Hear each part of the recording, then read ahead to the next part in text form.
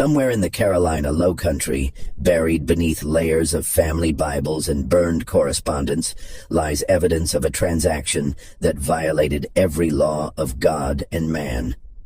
A woman who couldn't bear children found a solution that the planter class would have called ingenious, and that history would call monstrous. For 12 years, a child lived in a grand house on the Ashley River, never knowing that the woman who raised him shed no blood with him at all. The truth was hidden in plain sight, protected by a conspiracy that reached from the parlor to the quarters, enforced by fear and maintained through silence. What drove a respectable Charleston matron to orchestrate such a deception? The answer lies in letters that were never meant to survive, in the testimony of those who finally broke their silence, and in a revelation that tore apart one of South Carolina's most prominent families.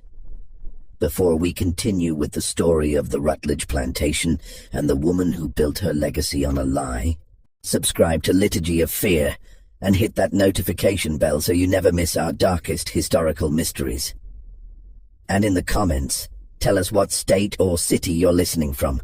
We love knowing where our community of history lovers is watching from. Now, let's uncover what really happened along the Ashley River in the years before the war. The Rutledge Plantation sprawled across 3,000 acres of Carolina bottomland, its fields producing some of the finest Sea Island cotton that ever reached the Charleston market. The main house stood at the end of an oak-lined drive, a white-columned testament to wealth accumulated over 3 generations. In 1843, the plantation was home to Nathaniel Rutledge, 37 years old, and his wife Catherine, 32. A couple whose marriage had become the subject of increasingly uncomfortable whispers among Charleston society. Nathaniel had inherited the property from his father in 1838, along with the labor of 143 enslaved people whose worth exceeded the value of the land itself. He was known as a progressive planter, one who read agricultural journals and experimented with crop rotation. He treated his slaves no worse than his neighbors did, which is to say he treated them as valuable livestock, their health and productivity matters of financial calculation rather than moral concern. Catherine had come from a prominent Savannah family, the Hammonds, whose fortune rested on rice and naval stores. When she married Nathaniel in 1836, she brought a dowry of $20,000 and the expectation that she would quickly produce the heirs required to secure the family's future. But 7 years had passed without a pregnancy, and in a world where a woman's worth was measured primarily by her fertility, Catherine's position grew more precarious with each passing season. The couple had consulted physicians in Charleston, Savannah, and even as far away as Philadelphia. Catherine had endured treatments that ranged from the merely uncomfortable to the genuinely dangerous. Mercury compounds, lead-based tonics, bleedings, and internal manipulations that left her bedridden for days. Nothing worked. The diagnosis, delivered with the brutal frankness common to medical men of that era, was that Catherine's womb was inhospitable to the generative process. In simpler terms, she would never bear children. For Nathaniel, this presented a problem both practical and social. Without legitimate heirs, the plantation would pass to his younger brother's children, a prospect he found intolerable. For Catherine, the stakes were even higher. A barren wife could be set aside, her property returning to her family while she lived out her days in diminished circumstances, pitied by the very society that had once celebrated her beauty and accomplishments. It was Catherine who first conceived the solution, though she would later claim the idea came to her in a dream sent by Providence itself. The spring of 1844 brought unusual heat to the Lowcountry, the kind of oppressive warmth that made even the lightest clothing feel like a burden. Catherine spent most of her days on the second-floor veranda, where she could catch whatever breeze drifted in from the river. From this vantage point, she could see the entire sweep of the plantation, the cotton fields stretching toward the tree line, the collection of whitewashed cabins that housed the slave quarters, the brick buildings that held the cotton press, and the carpentry shop. It was from this veranda that Catherine began to truly study the enslaved women who worked in her house. She observed them with a new kind of attention, noting their ages, their builds, their features. She paid particular notice to a young woman named Delilah, who had been brought up to the main house 2 years earlier to train as a lady's maid. Delilah was 22 years old, the daughter of the plantation's most skilled cooper and a woman who had died of fever 5 years prior. She was literate, taught to read and write by a previous owner who had been censured by his neighbors for his dangerous liberality, and possessed what the family called refined features. More importantly, Delilah was light-skinned, the product of generations of forced mixture that had left her with features that could, with the right clothing and context, pass for white in dimmer light. Catherine began to treat Delilah with unusual attention. She kept her close, training her personally in the intricate tasks of a lady's maid, dressing hair, selecting clothing, managing correspondence. She spoke to her in tones that the other house slaves found unsettling, addressing her almost as an equal in private moments. And she began to ask questions about Delilah's monthly cycles, her health, her family history, questions that made Delilah deeply uncomfortable, but which she dared not refuse to answer.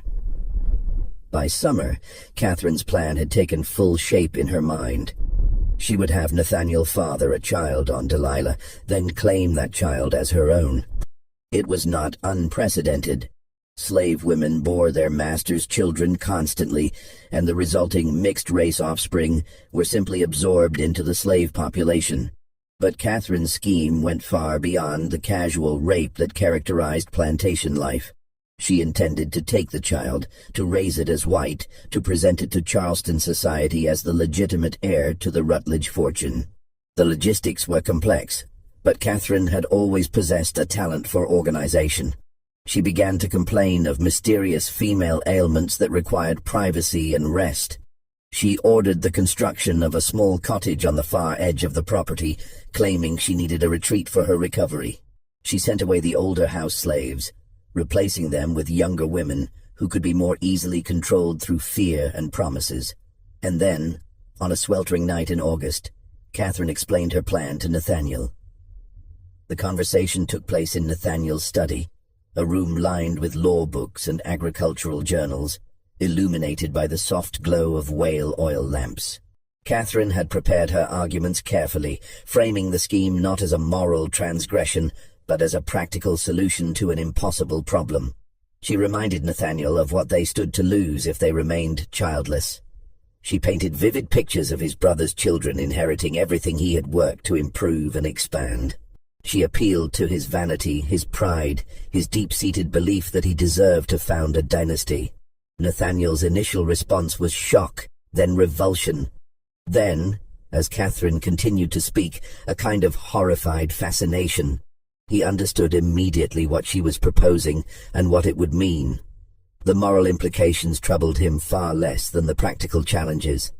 How could they convince society that Catherine had borne a child when dozens of people knew she had not been pregnant? How could they ensure the silence of everyone who would inevitably learn the truth? Catherine had answers for every objection. They would stage a pregnancy, complete with clothing that suggested a growing belly. They would claim Catherine needed rest and seclusion during her delicate condition, limiting visitors to the plantation. They would have the birth take place in the cottage she had built, attended only by those they could control through threats or promises. They would return to Charleston society months later with a healthy infant, its features ambiguous enough that no one would question its parentage. As for ensuring silence, Catherine had given this considerable thought as well. The slaves who knew the truth would be bound by their very powerlessness. What slave could accuse their master's wife of such a scheme without facing immediate and terrible punishment? Any white person who learned the secret would be complicit in its maintenance, bound by the same social codes that protected all of the planter class's transgressions. And the child itself would never know, raised from infancy, to believe Catherine was its mother and Nathaniel its father. The conversation lasted until dawn. By the time the sun rose over the Ashley River, Nathaniel had agreed to every detail of his wife's plan. The implementation began that very week. Catherine announced to the household that she was once again expecting, that the Philadelphia physician's treatments had finally proven successful.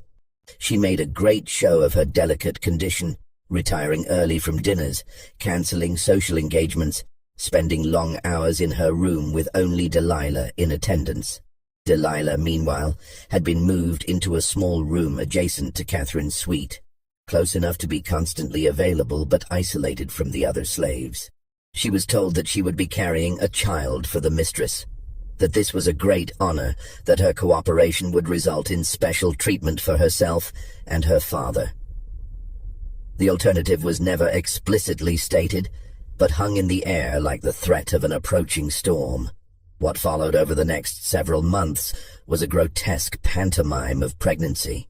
Catherine padded her clothing to simulate a growing belly, while Delilah's actual condition was hidden beneath loose-fitting dresses.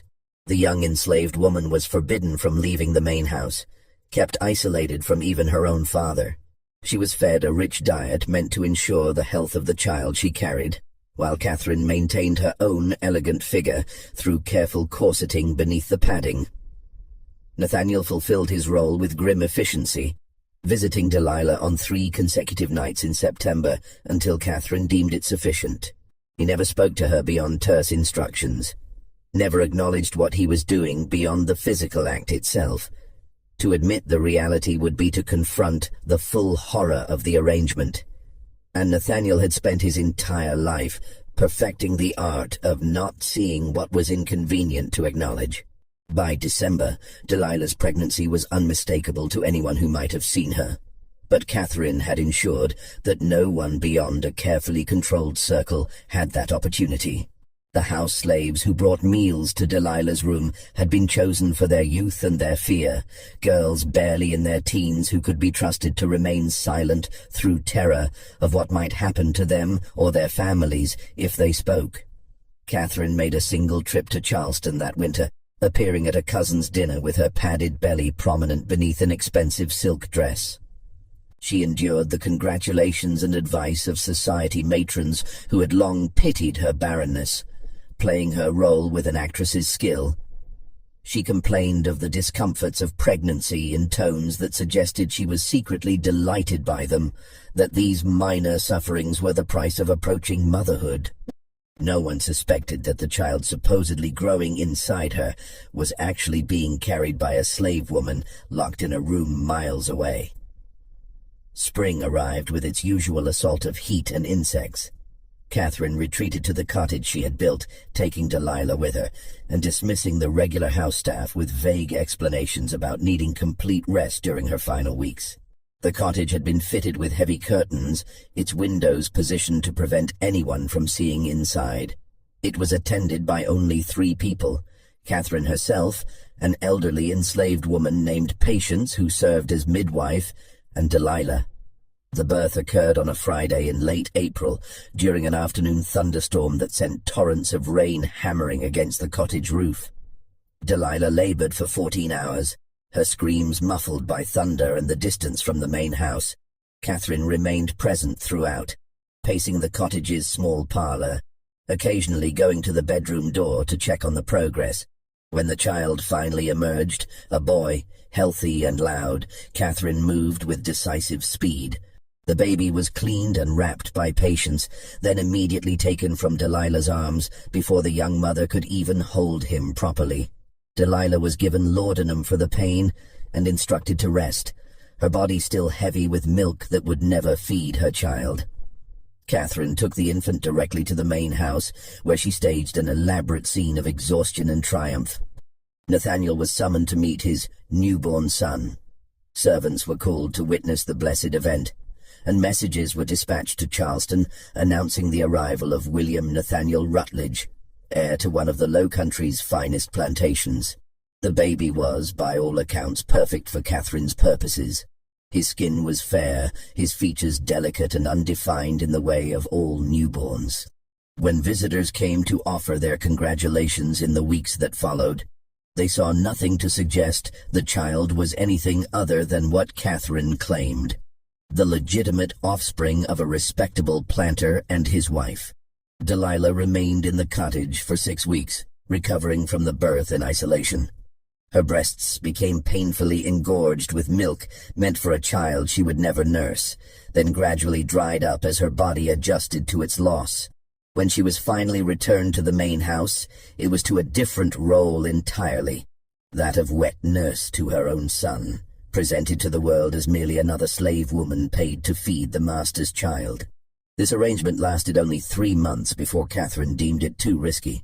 The bond that might form between Delilah and the baby was too dangerous, the possibility of recognition too real. Instead, Catherine hired a wet nurse from a neighboring plantation, a woman with no knowledge of the circumstances surrounding William's birth. Delilah was reassigned to work in the cotton fields, removed from the main house entirely, and forbidden from coming within sight of the child she had borne. The deception, it seemed, was complete. The years that followed William's birth settled into a pattern of careful maintenance and constant vigilance. Catherine proved herself a devoted mother by every measure that Charleston society valued. She was attentive without being indulgent, educational without being pedantic, proud without being boastful. She dressed William in the finest clothes available, hired tutors to instruct him in Latin and Greek, ensured he learned to ride, shoot, and carry himself with the confidence expected of a planter's son. But beneath the surface of this seemingly perfect maternal arrangement ran a current of anxiety that never entirely subsided. Catherine watched the boy obsessively for any sign that might reveal his true parentage.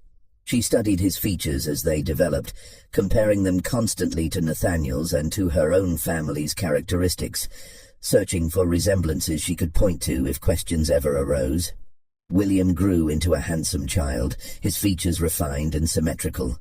His skin remained fair, his hair a light brown that darkened slightly as he aged. To Catherine's relief, he showed no obvious signs of his mixed heritage. No particular curl to his hair, no breadth to his nose, no fullness to his lips that might prompt uncomfortable questions. He looked, in short, like what he was supposed to be. The son of 2 prominent white families, carrying forward a lineage of wealth and respectability. Nathaniel, for his part, seemed to have buried the truth of William's origins so deeply in his consciousness that he rarely acknowledged it even to himself. He treated the boy with genuine affection, teaching him about cotton cultivation and estate management, introducing him to Charleston's commercial elite, preparing him to eventually assume control of the plantation. If Nathaniel ever felt guilt about the circumstances of William's conception and birth, he showed no outward sign of it. The enslaved community on the Rutledge plantation, however, remembered everything. Though no one dared speak openly about what had happened, the knowledge circulated in whispers and meaningful glances. The older slaves understood that Delilah had borne a child who now lived in the main house as white. They watched as the young woman was worked brutally in the fields, her hands blistering and callousing from labor she had never been trained for. Her previous education and refinement now counted as nothing. Delilah herself endured her changed circumstances with a kind of numb resignation that worried even those who cared for her. She had been promised special treatment for her cooperation, but Catherine had reneged on every implicit promise once the baby was safely claimed. Instead of being rewarded, Delilah had been punished, removed from the relative comfort of house service and subjected to the grinding physical labor of field work. She was forbidden from speaking to anyone about the child, forbidden from even looking toward the main house when she worked in nearby fields. Her father, the cooper, grew gaunt with worry and rage. He understood what had been done to his daughter, understood that she had been used and then discarded. But he was powerless to help her or to seek any form of justice. The only thing he could do was try to make her life marginally more bearable, building her a more weatherproof cabin, ensuring she had sufficient food, protecting her from the worst impulses of the overseer who managed the field workers. As William grew from infant to child to young boy, the contrast between his life and his mother's became increasingly stark. He played in manicured gardens, while Delilah bent over cotton plants in burning sun. He learned to read from leather-bound books while she labored under the threat of the whip for any perceived slowness. He was taught that the enslaved people around him were a different order of being, inferior in every way, their suffering a natural and unremarkable fact of existence. The child and his birth mother existed in the same physical space, but in entirely different worlds, separated by a gulf that Catherine had engineered to be unbridgeable. The lies we tell ourselves to maintain power. This was the foundation of the entire plantation system, and Catherine had simply applied its logic to her own desperate situation. If you're finding this story as disturbing as it is fascinating, hit that like button and share your thoughts in the comments. Do you think anyone in Charleston suspected the truth? Let us know what you think, and let's continue with what happened as William approached his 12th birthday. By 1856, William Rutledge had grown into a boy who showed every promise of becoming a respected gentleman. At 11 years old, he was tall for his age, quick-minded, and possessed of the easy confidence that comes from never having been denied anything of importance. He excelled in his studies, showed an aptitude for mathematics that pleased his father, and demonstrated the kind of casual command over the enslaved people around him that suggested he would manage the plantation effectively when the time came. It was in the summer of that year that the first crack appeared in Catherine's carefully constructed deception. William had developed a habit of wandering the plantation in the early mornings, before the heat became oppressive and before his tutors arrived to begin the day's lessons.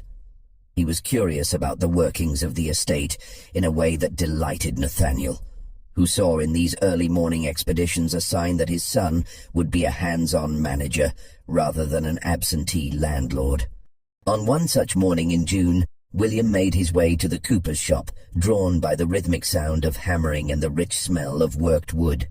Delilah's father, known to everyone simply as Isaac, was already at work, shaping staves for the barrels used to transport cotton to market. He was in his 50s now, his hands gnarled from decades of labor but still capable of producing the finest cooperage in the Low Country. William had visited the shop many times before, fascinated by the craft and by Isaac's quiet competence. The old man had always been courteous but reserved, answering the boy's questions without elaboration, maintaining the careful distance required between enslaved and free in every interaction. But on this particular morning, something was different. William noticed that Isaac kept glancing at him with an expression the boy couldn't quite identify. Not the usual wariness or deference, but something else. Something that looked almost like pain. "Do you have children, Isaac?" William asked, with the thoughtless cruelty of a child who doesn't understand that enslaved people's families can be sold apart at any moment. Isaac's hands stilled on the wood he was shaping. For a long moment he said nothing, and William began to feel uncomfortable in the silence. "Had a daughter," Isaac finally said, his voice carefully neutral. "Still do, I suppose. She works the lower fields now." "Why doesn't she work here in the main house?" William asked. "My mother always says the house slaves are better off than the field hands." Isaac's jaw tightened almost imperceptibly. "Your mother has her reasons for everything she does, Master William." There was something in the way he said it, some subtle emphasis that the boy couldn't quite interpret, but that lodged in his mind like a splinter. William wanted to ask more, but Isaac had already returned to his work. The conversation clearly ended. That brief exchange might have faded from William's memory entirely, had not another incident occurred just 2 weeks later. Catherine had taken to keeping a journal, a leather-bound volume in which she recorded household expenses, social engagements, and her private thoughts. She kept it locked in a small desk in her private sitting room, a space William had been taught to respect as off-limits. But on a humid afternoon, when Catherine was visiting neighbors and Nathaniel was in Charleston on business, William's curiosity overcame his training. The desk lock was flimsy, designed more for privacy than security. William had watched his mother open it countless times and understood the mechanism. Within moments, he had the drawer open and the journal in his hands. Most of what he found was mundane. Records of linens purchased, notes about which families to invite to dinner, complaints about the difficulty of finding good help. But as he paged through entries from years past, he came across a section that made him stop breathing. The entries were from 1844 and early 1845, written in Catherine's precise handwriting, but with a tone of anxiety that was absent from her more recent writings. She wrote about physicians and treatments, about desperation and failed hopes. She wrote about her fear of losing everything if she couldn't produce an heir. And then, in an entry dated August 1844, she wrote something that William read 3 times before his brain could fully process the words. "I have conceived a solution to our desperate situation. It is bold beyond anything I might have imagined myself capable of, and it requires Nathaniel's cooperation in an act that society would condemn. But what choice do we have? I have identified a suitable candidate among the house servants, young, healthy, light enough that the result should pass scrutiny. If Nathaniel agrees, we could have our heir within the year, and no one need ever know the circumstances of the child's origin."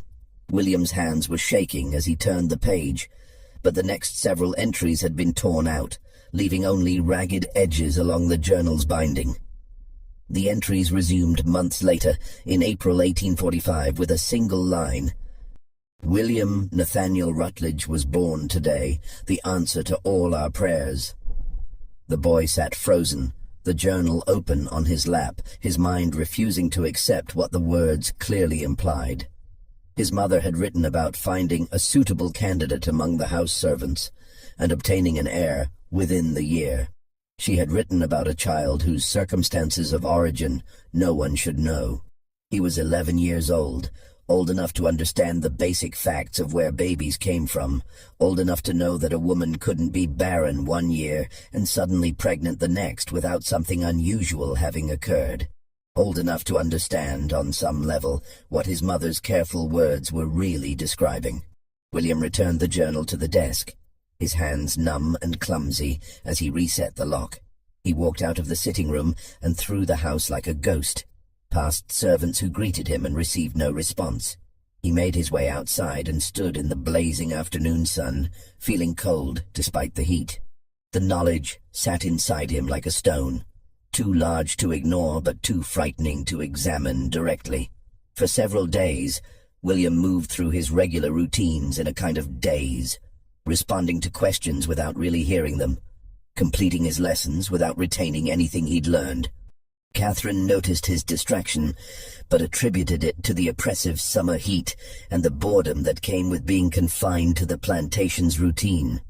Nathaniel was less observant, preoccupied with news from Charleston about increasing tensions between North and South, about abolitionists and states' rights, and all the political turmoil that seemed to be building toward some kind of crisis.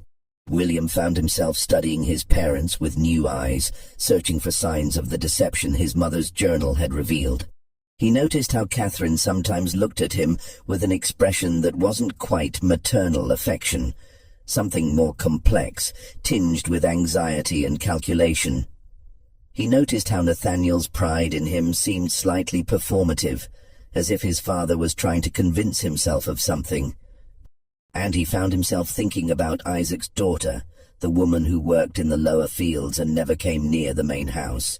He tried to remember if he had ever seen her, but the field workers were largely invisible to him. A mass of dark figures laboring in the distance, individuals only when they were called forward for some specific purpose. The question gnawed at him. Who was the suitable candidate his mother had written about? And what had happened to her after she had provided the heir Catherine so desperately needed? William knew he should leave the matter alone, knew that nothing good could come from digging deeper into whatever secret his mother's journal had hinted at. But he was 11 years old, and curiosity at that age is an almost physical force, impossible to resist, even when wisdom would counsel otherwise. He began paying attention to the enslaved women who worked around the plantation, particularly those who seemed to be near his mother's age.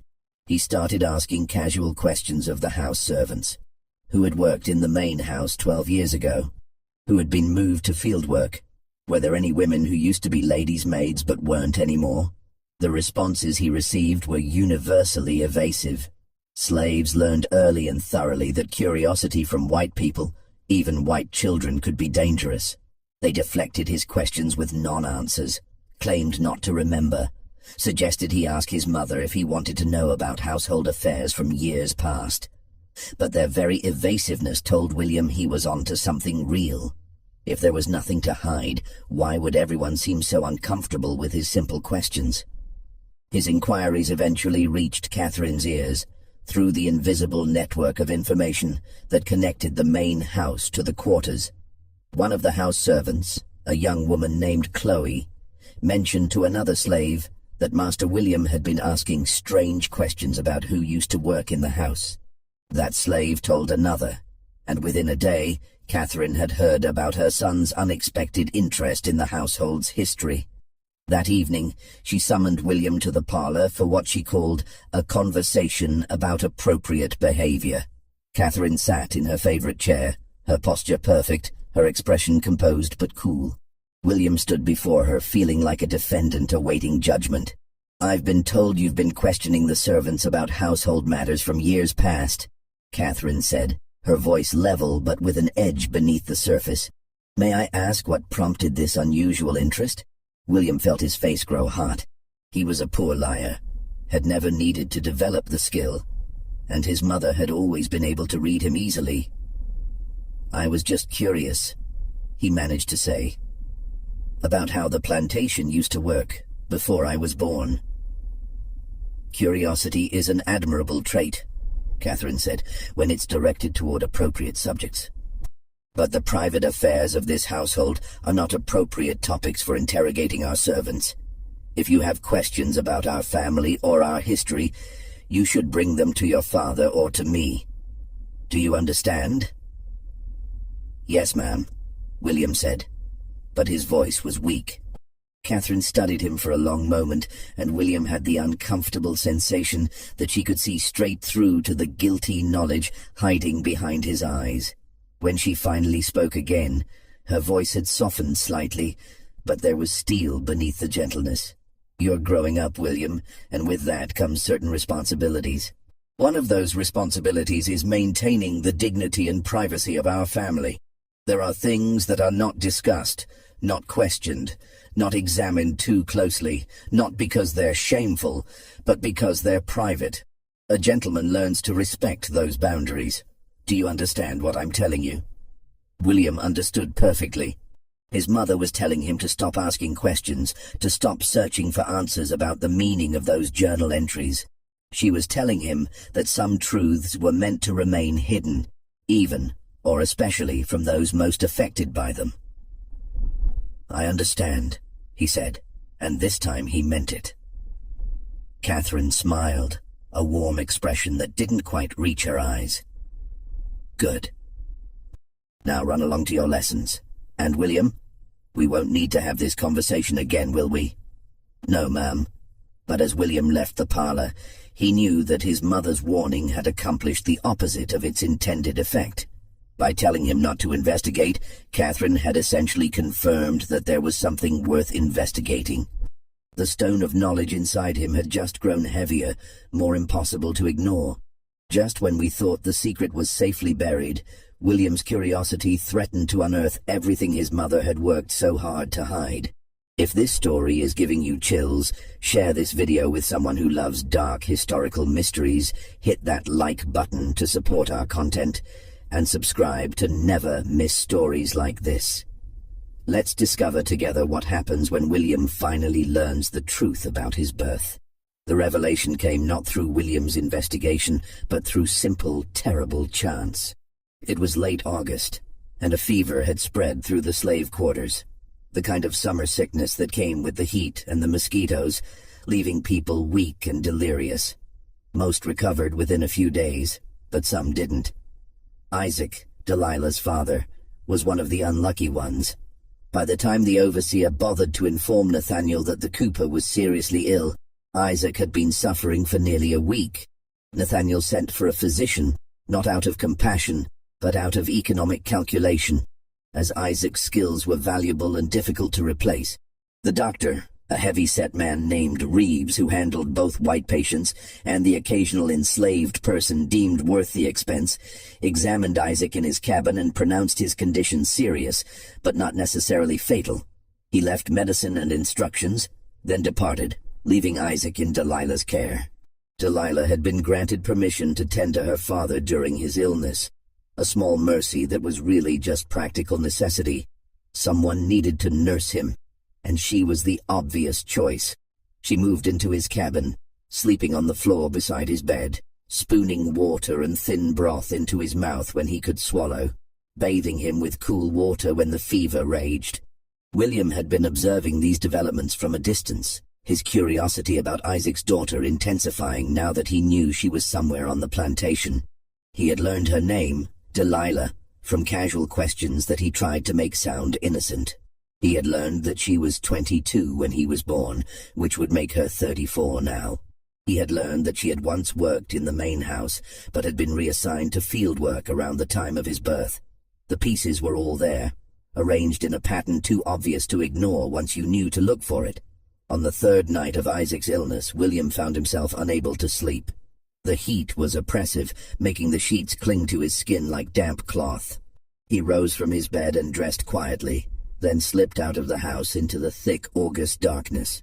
He told himself he was just walking, just seeking relief from the stifling air of his room, but his feet carried him toward the slave quarters with a purpose he didn't want to acknowledge. The quarters were quiet at this hour, most of the enslaved people already asleep in preparation for another day of labor that would begin before dawn. A few cabins showed the flicker of candlelight through cracks in the walls, but most were dark and still. Isaac's cabin was one of those showing light. William approached it slowly, his heart hammering so hard he could feel it in his throat. He could hear voices inside, a man's weak rasp and a woman's soft responses. He moved closer to the window, which was open to catch any breath of air, and pressed himself against the rough wood of the cabin's exterior wall. Isaac's voice reached him first, barely audible. "You got to promise me something." "Promise?" "Anything, Papa," came the woman's reply, and William recognized the distinctive timbre, slightly hoarse, as if from years of calling out across cotton fields. "That boy, the one at the big house, you got to tell him the truth someday, not now. Lord knows not now. It'd only bring trouble down on all of us. But someday, when the time's right, when he's old enough to understand and maybe do something with the knowledge, you promise me." There was a pause, then the sound of movement, as if someone had pulled away sharply. "Papa, I can't. You know I can't. Mistress Catherine would—" "I know what she'd do," Isaac interrupted, his voice gaining a terrible strength despite his illness. "I know all of it. I was there, wasn't I? I saw what they did to you. I saw how they locked you away like some animal, saw how they took that baby from your arms before you could even hold him proper. I saw how they threw you out to the fields after, like you were nothing, like you hadn't just given them everything. That boy deserves to know where he came from. And you deserve for him to know you're his mama, not that woman who stole him from you." William's legs began to shake. The world around him seemed to contract and expand simultaneously, his vision tunneling as his mind tried to reject what his ears were clearly hearing. "Promise me, Lily," Isaac continued, using what must have been a childhood nickname. "Promise me you'll find a way when the time comes. I'm dying. Don't shake your head at me, girl. We both know it's true. And I won't go to my grave knowing you'll carry this alone for the rest of your life. Promise me." The woman's voice broke on a sob. "I promise, Papa. I promise I'll tell him someday, when it's safe." "It'll never be safe," Isaac said, and there was a terrible wisdom in his words. "But maybe someday it'll be possible. That's all I'm asking for. Just possible." William stood frozen outside the cabin, every muscle locked, his breath coming in shallow gasps that he was desperately trying to quiet. The truth he had been circling around, the suspicion that had been growing since he'd read his mother's journal, was now confirmed beyond any possibility of doubt. The woman inside that cabin, Delilah, Isaac's daughter, the field hand he had never properly looked at in all his 11 years, was his mother, his real mother. The woman who had actually carried him, birthed him, held him for however brief a moment, before Catherine tore him away and claimed him as her own.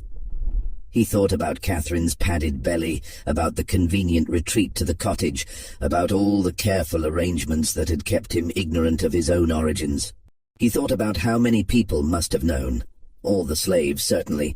Probably some of the white neighbors who had chosen to remain silent out of solidarity with Catherine's deception, or simple unwillingness to acknowledge such a profound violation of the racial order. Inside the cabin, Isaac's breathing had grown labored, and Delilah was murmuring comfort to him, her voice thick with tears. William knew he should leave, should return to the main house, and pretend this night had never happened. Should let Isaac die with his secret still nominally protected by silence. But he couldn't move. Some force stronger than self-preservation or social conditioning kept him rooted to that spot, listening to the sounds of grief and illness filtering through the cabin's thin walls. Finally, after what felt like hours but was probably only minutes, William pushed himself away from the wall and moved toward the cabin door. His hand was shaking as he reached for the rough wooden handle. He had no plan, no idea what he would say or do once he crossed that threshold. He only knew that he had to see her, had to look at the woman who had given him life, and then been forced to watch him grow up as someone else's son. The door swung open with a creak that seemed impossibly loud in the night silence. Delilah's head snapped up from where she sat beside her father's bed, her face still wet with tears, her eyes widening in shock and then fear as she recognized who stood in the doorway. For a long moment they simply stared at each other. The woman who had borne him and the child who had been stolen from her, separated by 12 years and a gulf of circumstance that seemed unbridgeable. William saw her properly for the first time in his life. She was thin, worn down by years of field labor, her hands calloused and scarred, her clothing the rough homespun that marked her status. But her face showed the refinement that came from having once been educated, from having once been groomed for house service. And in her features he could see echoes of his own. The shape of her eyes, the line of her jaw, the way her forehead creased when she was distressed. "Is it true?" The words came out of him unbidden, cracking in the middle like his voice was breaking all over again. "Are you my mother?" Delilah's face went through a rapid series of expressions. Shock giving way to fear, fear to something like resignation, resignation to a grief so profound it seemed to age her before his eyes. She glanced at her father, whose eyes had opened at the sound of William's voice, then back at the boy standing in her doorway. She could have denied it. She could have claimed he had misheard, could have sent him away with some excuse that maintained the fiction Catherine had constructed. But looking at his face, seeing the knowledge already there in his eyes, she understood that denial would be both useless and cruel. "Yes," she whispered, her voice barely audible. "Yes, I am." The world tilted. William grabbed the doorframe to steady himself, his knuckles going white with the pressure. He felt like he was falling, even though his feet were firmly planted on the cabin's dirt floor. "Tell me," he said, and it was both a command and a plea. "Tell me everything. I want to know how. I need to understand." Delilah looked at Isaac again, seeking guidance, permission, something to help her navigate this moment she had both dreaded and yearned for since the day William was taken from her arms. Isaac gave a barely perceptible nod, his breathing shallow but steady.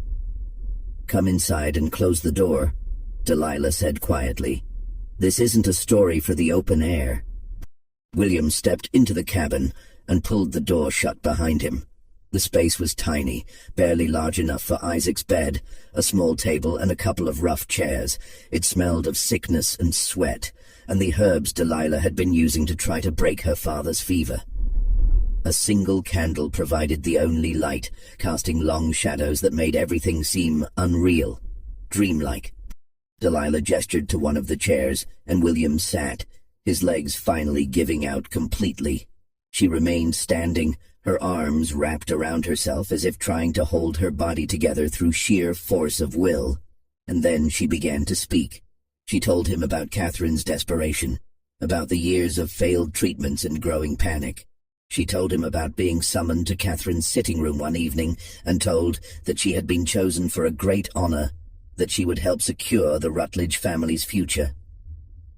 She told him how she hadn't understood at first what Catherine was proposing, and how the understanding when it came had been like a physical blow. "I was 22 years old," Delilah said, her voice taking on a flat, recitative quality, as if she was describing events that had happened to someone else. "I'd been educated to read and write by my previous owner, a man your grandparents bought me from when I was 15. I thought that education made me valuable, thought it meant I'd always work in the house, have an easier life than the field hands. I didn't understand that it just made me useful in a different way." She told him about the 3 nights Nathaniel had come to her room, how he had never spoken beyond terse instructions, how he had treated the act of creating William like a distasteful chore that needed to be completed as efficiently as possible. "He never looked at my face," Delilah said, and there was no emotion in her voice now, just a terrible blankness. "Not once. I don't think he wanted to see me as human. It would have made what he was doing harder, I suppose." William felt sick, bile rising in his throat as he understood the full mechanics of his own conception. This wasn't some distant historical fact he was learning about. This was his origin, the violence and violation that had brought him into existence. Delilah continued, describing the months of being kept isolated, hidden away, while Catherine paraded around Charleston with her padded belly. She described the loneliness of that time, the fear, the growing connection she felt with the child developing inside her, even as she knew it would be taken away. "I used to talk to you," she said, and now there was emotion in her voice, a raw tenderness that made William's chest ache. "When I was alone in that room, I'd put my hands on my belly and tell you stories. I'd sing you songs my own mama sang to me before she died. I'd make promises about all the things I'd teach you, all the love I'd give you. I knew they were lies, knew you'd never really be mine, but I couldn't help myself. You were real to me in a way you could never be to Mistress Catherine, no matter how much she wanted you." She described the birth, the hours of labor in the isolated cottage with only old patients for help, and Catherine pacing in the next room like an expectant father. She described the moment William finally emerged, the overwhelming relief that he was healthy, the desperate need she felt to hold him, to look at his face, to count his fingers and toes, and memorize every detail. "They let me hold you for maybe 2 minutes," Delilah said, tears streaming down her face now. "Mistress Catherine took you from my arms before I could even finish looking at you. You were crying, you wanted to nurse, you were hungry, and she just took you and left. I could hear you crying as she carried you away, and then I couldn't hear you anymore, and I thought I would die from the pain of it. I wanted to die. I prayed to die. But she hadn't died. She had been kept in the cottage for 6 weeks, recovering from the birth, while her breasts swelled painfully with milk meant for a baby she wasn't allowed to feed. Then she had been brought back to the main house, assigned briefly as William's wet nurse in a piece of cruelty so perfect it seemed almost designed to maximize her suffering. "I fed you for 3 months," Delilah said softly. "I held you in my arms and gave you my milk, and looked at your face and couldn't say a word about what you were to me. I used to sing to you while you nursed, the same songs I'd sung when you were still inside me. I don't know if you remember. I hope you don't. It would hurt too much if you did." Then came the abrupt reassignment to field work, the brutal transition from house slave to the hardest labor the plantation had to offer. Delilah had been 23 years old, educated, skilled in the refined tasks of a lady's maid, and suddenly she was expected to pick cotton from dawn to dusk, her hands blistering and bleeding as she learned work she had never been trained for. "Why?" William asked, the first word he'd spoken since she began her story. "Why did they treat you like that? If they needed you to, if you'd given them what they wanted." "Because I was dangerous," Delilah said simply. "Every time I looked at you, every time I was near you, there was a chance someone would see something in my face, some tenderness or claim that would give away the truth. Mistress Catherine couldn't risk that. So she sent me away, put me where I couldn't see you, couldn't accidentally reveal what I knew. And she made sure everyone understood that if I ever spoke about what had happened, if I ever tried to claim you or tell you the truth, I'd be sold away. Or worse. William thought about all the times he had walked past the field hands, barely registering them as individuals. He thought about the possibility that his mother had been among them, watching him grow up from a distance, forbidden from acknowledging him, or speaking to him, or claiming any connection to the boy she had birthed. "Have you," he started, then had to stop and swallow against the tightness in his throat. "Have you been watching me? All these years?" Delilah nodded slowly. "Every chance I got. When the field hands came back from work, I'd look for you in the windows of the big house. When we were allowed to go to church on Sundays, I'd watch you sitting in the white section with your parents, with the Rutledges. I memorized your face at every age. I watched you learn to walk, learn to ride, learn to carry yourself like a young master. I watched you become someone I could never reach, could never claim, could never call son. And it killed me a little bit more every single day." The rawness of her pain was almost unbearable. William found himself crying without having realized he'd started, tears streaming down his face as he confronted the full horror of what had been done, not just to him, but to this woman who had given him life and then been forced to live as a ghost in his world. "I'm sorry," he said, the words inadequate but the only ones he had. "I'm so sorry. I didn't know. I don't know what I should have done, but I'm sorry."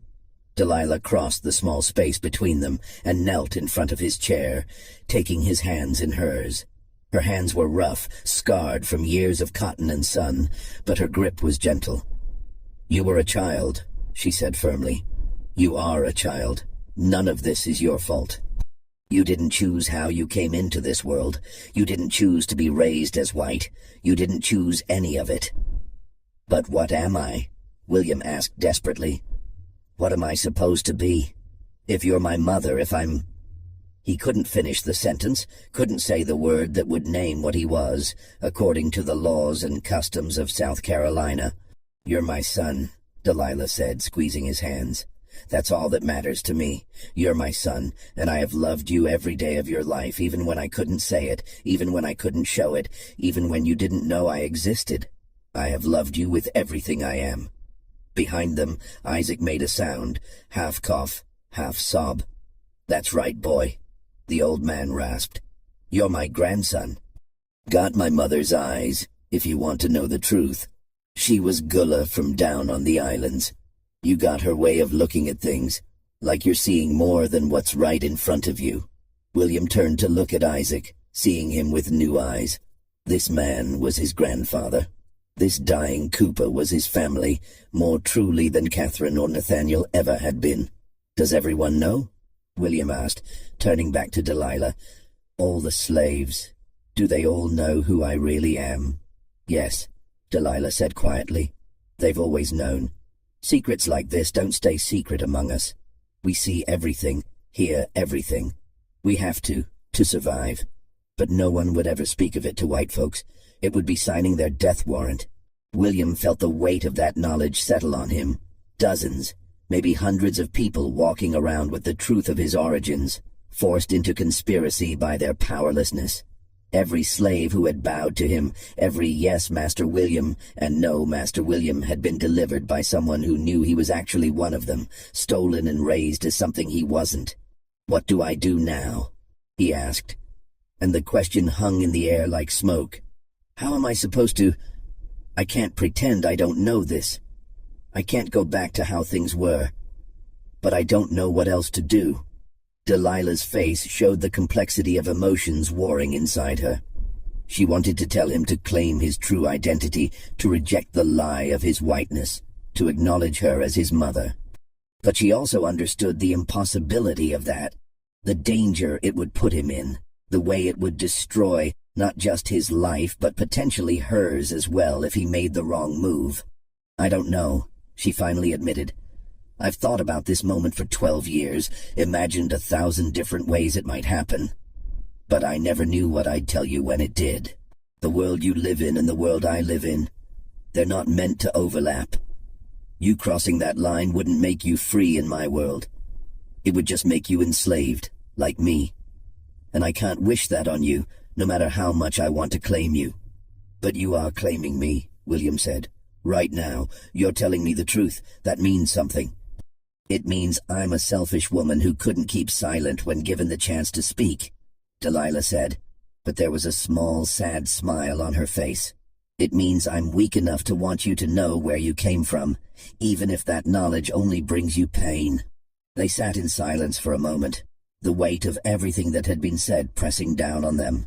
Outside, a rooster crowed prematurely, confused by the approaching dawn. Soon it would be morning, and William would have to return to the main house, and the moment of connection between mother and son would end. "Can I—" William started, then stopped, unsure how to ask what he wanted to ask. "Can I come back? To see you again, to talk to you?" Delilah's expression showed the war between desire and caution. "It's dangerous," she said. "If Mistress Catherine finds out you know, if she suspects we've spoken—" "I don't care," William said, and he was surprised to find he meant it. "I don't care about the danger. You're my mother. I want to know you." "Then come," Delilah said softly. "Come when you can, when it's safe. But be careful. The consequences of this truth coming out, they'd be terrible for both of us." William nodded, understanding. He stood slowly, his legs unsteady, and moved toward the door.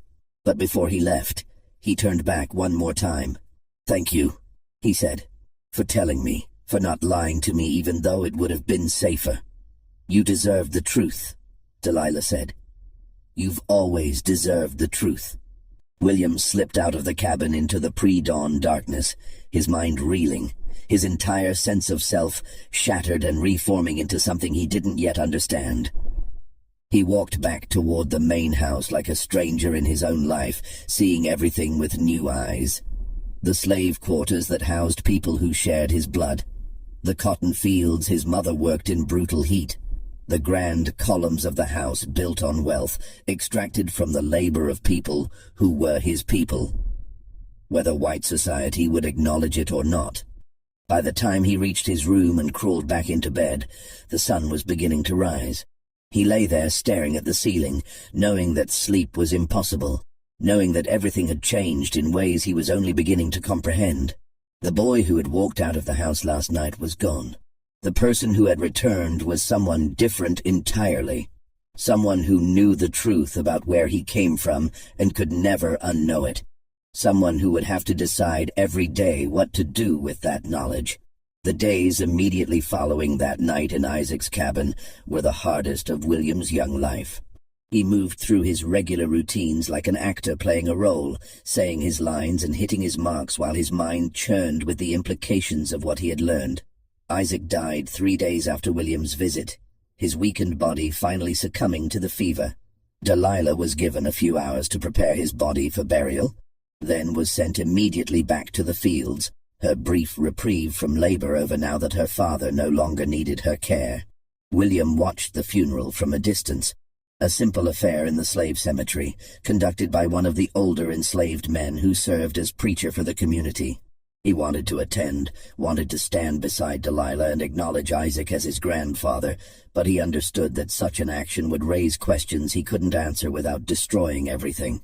So he stayed away and mourned privately, grieving not just for Isaac, but for all the relationships he had been denied, all the connection that had been stolen from him by Catherine's scheme. Catherine, meanwhile, was watching William with increasing concern. She had noticed the change in him, the way he seemed distracted and troubled, the way he looked at her sometimes with an expression she couldn't quite interpret.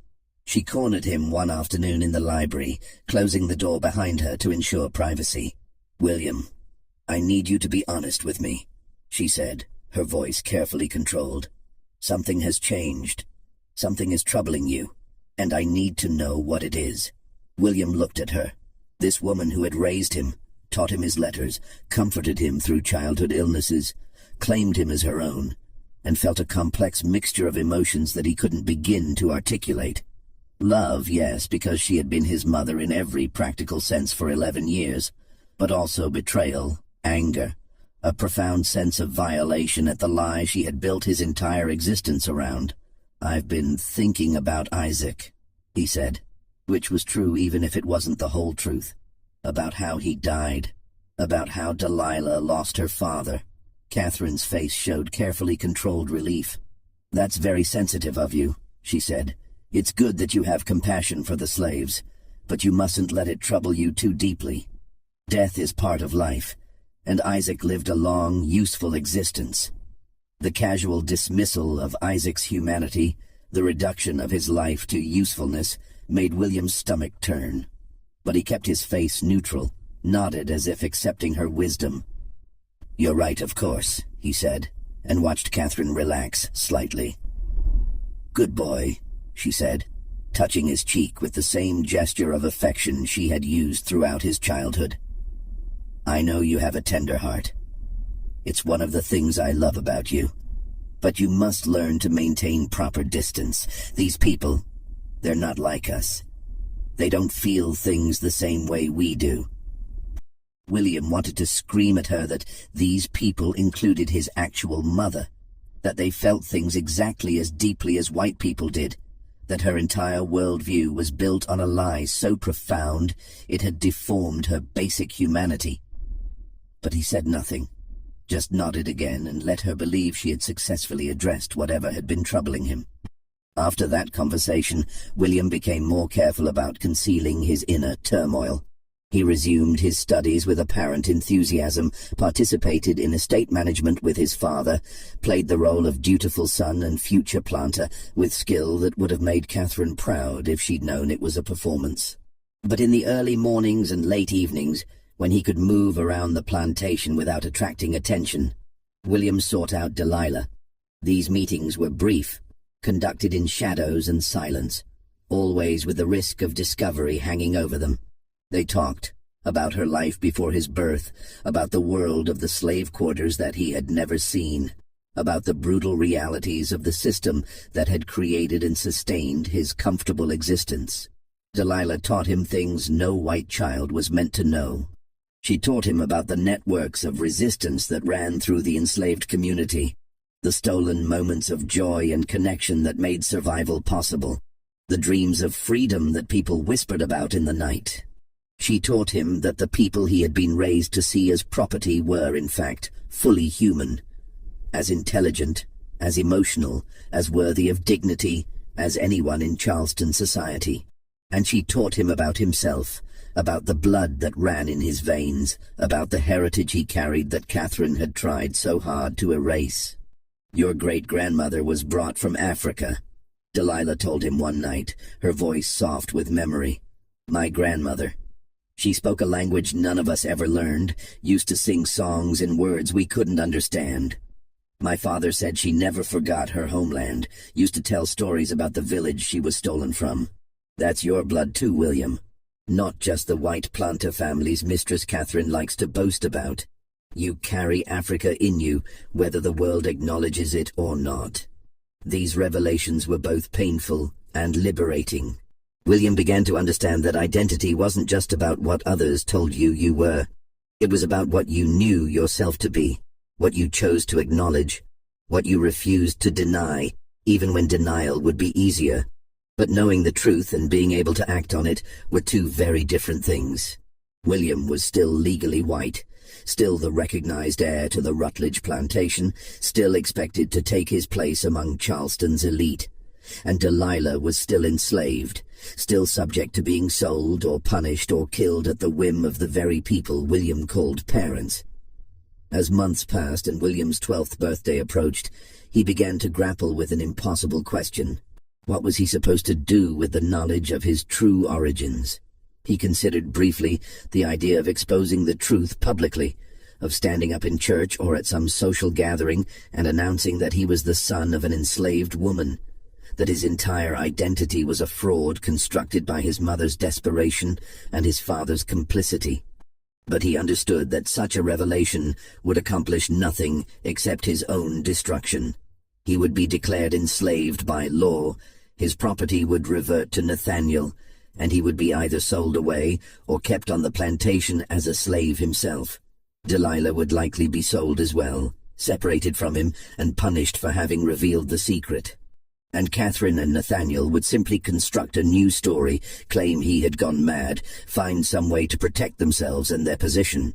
The truth, William realized with bitter clarity, had no power in a world built on lies.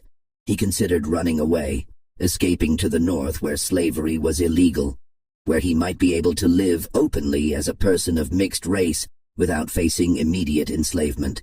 But he was 12 years old, with no money of his own, no knowledge of how to survive outside the protected world of the plantation.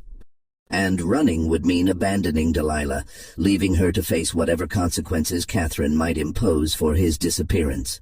So William did what countless other people in impossible situations had done before him.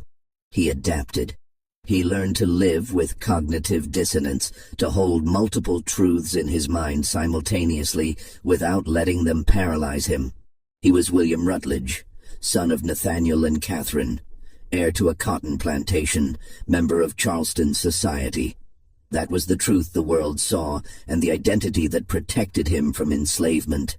But he was also William, son of Delilah, grandson of Isaac, carrier of African and European blood, a living contradiction of every principle the slave society was built upon.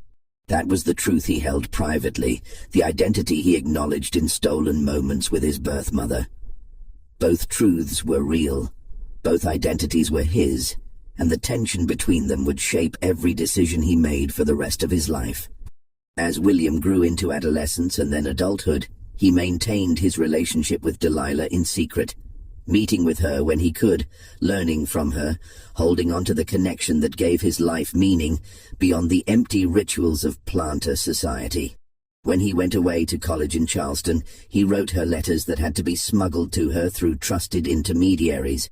When he returned to manage the plantation after his education, he used his authority to make her life marginally better, assigning her to easier tasks as she aged, ensuring she had adequate food and shelter, protecting her from the worst excesses of the overseers. But he never publicly acknowledged her as his mother. He never challenged the system that enslaved her. When the time came, he married a white woman from a respectable family, had children who were raised as white, perpetuated the same lies and silences that had defined his own upbringing. He told himself he was being practical, that open rebellion would accomplish nothing except his own destruction and hers. He told himself he was doing what he could within the constraints of an unjust system. He told himself that preserving his position gave him the power to at least ameliorate some suffering, even if he couldn't end it. But in his private moments, in the dark hours before dawn when sleep eluded him, William knew he was simply choosing comfort over truth, choosing security over justice, choosing to benefit from a system he knew to be evil rather than sacrificing himself in futile opposition to it. Delilah never blamed him for these choices. She had lived too long in the reality of slavery to expect any different. She had learned early that survival meant accepting what couldn't be changed and finding joy in whatever small mercies were possible. The fact that her son knew who she was, that he visited her when he could, that he called her mother in private, even if he could never acknowledge her publicly. These things gave her a measure of peace that many enslaved mothers never received. She died in 1871 at the age of 49, her body worn out from decades of labor and the accumulated trauma of a life lived in bondage. William, by then 38 years old, attended her funeral, not as her son, not with any public display of grief, but standing at a distance, one white man among several who had come to mark the passing of a longtime plantation worker. But after the service, when the other white observers had left, William stayed. He stood beside the fresh grave as the sun set over the Carolina low country, and he let himself cry for the first time since he was 11 years old. He cried for Delilah, for Isaac, for the relationship he had been allowed to have with them only in fragments and shadows. He cried for the children he had fathered who would never know their grandmother, who would grow up as white as he had, ignorant of half their heritage. And he cried for himself, for the boy who had learned a truth that changed everything and nothing, for the man who had chosen complicity over confrontation, for the son who had loved his mother but never been able to claim her. In his will, written in 1889 and filed after his death in 1892, William left a small bequest to the descendants of Isaac the Cooper, in recognition of his long and faithful service to the Rutledge family. It was the closest he could come to acknowledging the truth, a veiled reference that none of his white family members would understand, but that those who knew the real story might recognize as a final, insufficient gesture toward justice. The secret died with him, or so he believed. His children never learned the truth of their heritage. His grandchildren grew up secure in their whiteness, their place in society, their identity as descendants of one of South Carolina's old families. The story of Delilah and the child she had been forced to bear, then forbidden to claim, faded into the unmarked graves and forgotten corners of plantation history. But secrets, even buried ones, have a way of leaving traces. In the careful genealogies kept by black families, in the whispered stories passed down through generations, in the DNA that carries memory forward even when official records have been scrubbed clean, in all these places, the truth persisted. William Rutledge lived as a white man, died as a white man, was buried in the white cemetery in Charleston with full honors. His obituary praised his skill as a planter, his service to the community, his devotion to his family. Not a word was said about where he really came from, about the mother who had loved him from a distance, about the terrible compromise at the heart of his existence.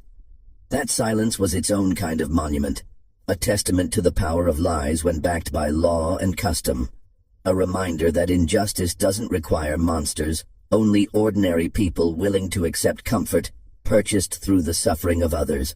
Only a system that allows theft to be called legitimate when the stolen are deemed unworthy of protection.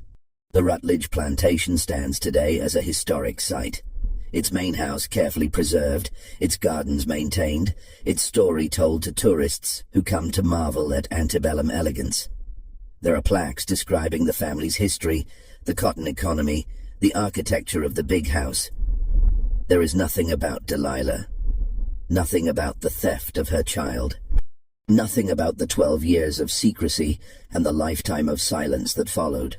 Nothing about the complicated grief of a son who knew two truths and could claim only one. Some truths remain too uncomfortable for historic preservation, too damaging to the myths society tells itself about the past. So they're left out of the official story, relegated to footnotes if acknowledged at all, allowed to fade into the background noise of history. But they don't stop being true just because they've been forgotten. They don't stop mattering just because they've been erased from the record. The horror of what happened to Delilah, the tragedy of William's stolen identity, the compromise that poisoned his entire existence. These things remain real, remain important, remain a reminder of what human beings will do to each other when systems of power make cruelty convenient and profit from injustice. William Rutledge was born into a lie, lived inside that lie, died having never fully escaped it. And in that sense, his story is the story of America itself, a nation built on theft and sustained by silence, a place where truth was too often sacrificed to comfort, where justice was deferred in favor of peace, where the dreams of freedom were always conditional on someone else's continued subjugation. The child taken from his mother's arms grew into a man who could never be whole, who carried the wound of his stolen identity until the day he died. And that wound, multiplied across millions of people, across generations, across centuries, is the legacy we still live with today. The inheritance of a system that told some people they were worth everything and others that they were worth nothing, and made everyone complicit in maintaining the distinction. This story reminds us that the most enduring horrors are those we choose to perpetuate through silence, those we maintain through complicity, those we pass down through generations of carefully maintained lies.